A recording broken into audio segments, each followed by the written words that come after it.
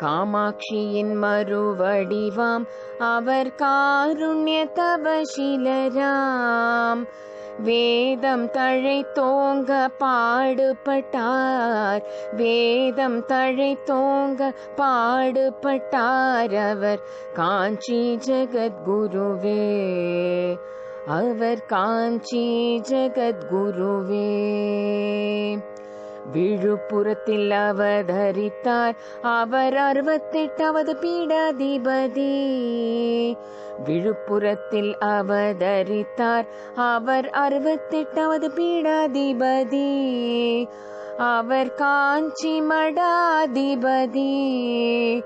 ஒளி வீசும் ஊரிக்கையில் 1000 சாதனை செய்தார், ஒளி வீசும் ஊரிக்கையில் 1000 சாதனை செய்தார்.